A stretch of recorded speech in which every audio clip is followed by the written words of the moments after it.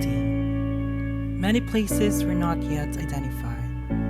The government thought of naming each barangay. It was then accustomed to name the place after the person who developed and formed the community. During the same year, this place was a wide tract of land covered with different plants and grasses. In this wild, vast land, tall grasses like talahib, kogon, and other wild plants grew in abundance. As time passed by, this place was found as a land of promise where people were lured to settle.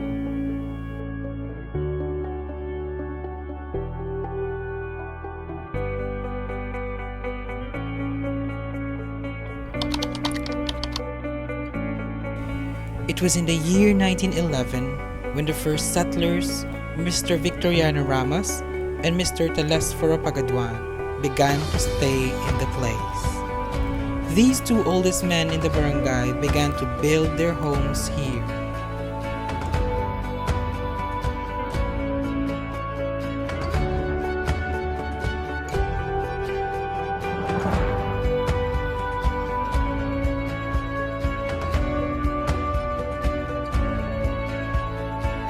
People from different places followed them. Through their wise guidance, unity and cooperation reigned over the place.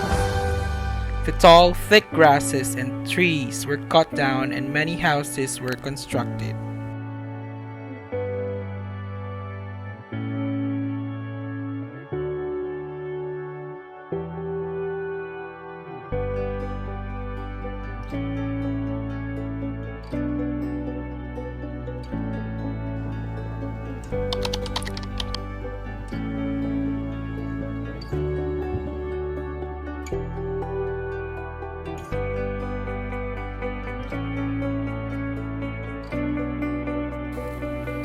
Barangay Sta.Lucia once became a subject of controversy between two political parties. The residents thought of giving a place a name. They brought a matter before the municipal councilor. A minority councilor by the name of Maximo Callao, who also owned a wide tract of land in the barangay, claimed that the place must be named after him. That is why for some time the place was called Callao. On the other side of the Callao was a sitio named Sta.Lucia. The recurring floods divided these two sitios. Sta.Lucia became smaller.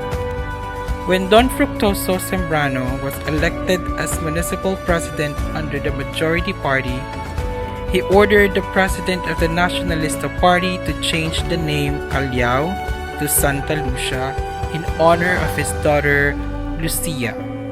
Lucia was rich for she owned a wide tract of land.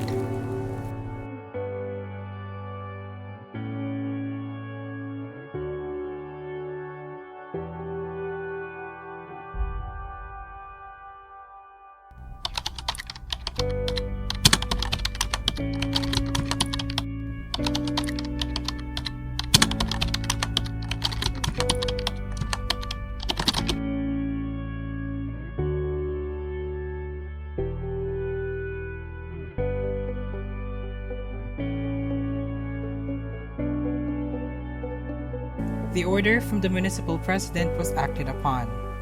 Callao was automatically changed into Sta.Lucia. From that time on, Sta.Lucia remained as it is now. In the year 1912, it was officially registered as Barangay Sta.Lucia.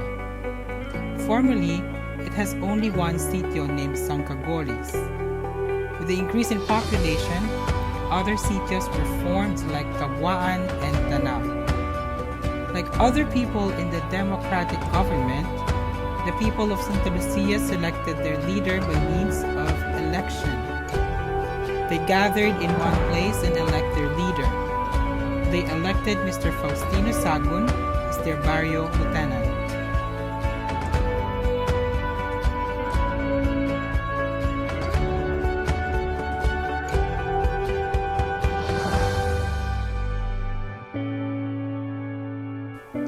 All all elected barangay lieutenants marked a good record and lead the community well.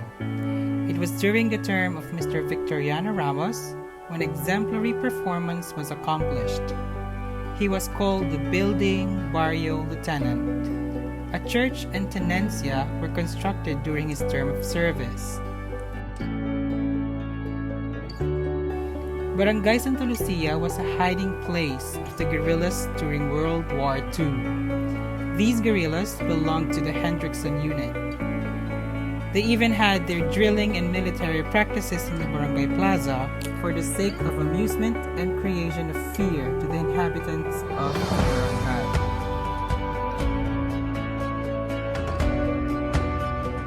The stay of the guerrillas in Sta.Lucia did not escape the notice of the Japanese soldiers.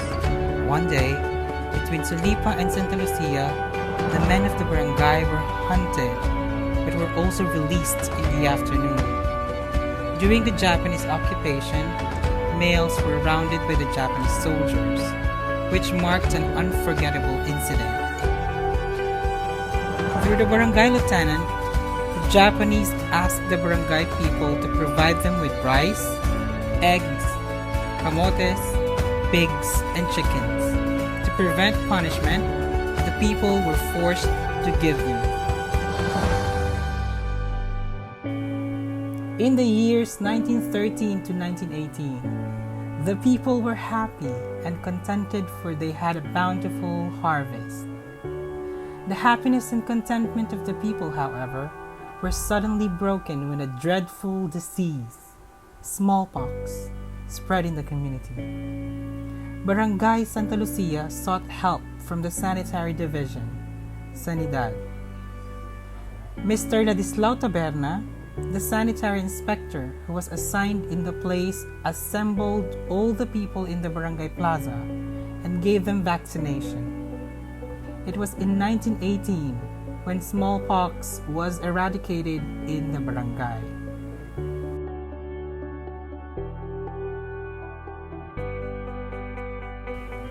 Just after the smallpox outbreak, the people of Sta.Lucia faced another challenge when rinderpest attacked their working animals. The barangay lieutenant requested for a veterinarian to control a spreading disease. Just after the attack, another illness called trancaso was rampant in every houses. Every household was not spared with illness. According to Mr. Telesforo Pagaduan, death occurred every day in the barangay for 2 months period. After the war, the people worked hand in hand to rehabilitate their homes and properties.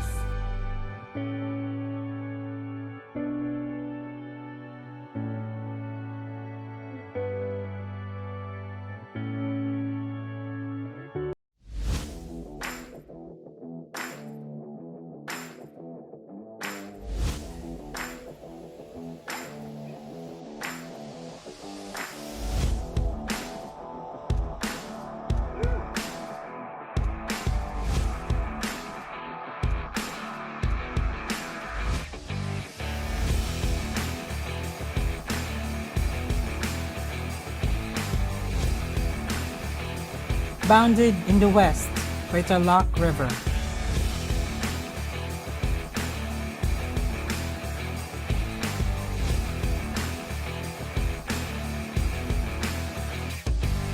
North of Barangay Sulipa.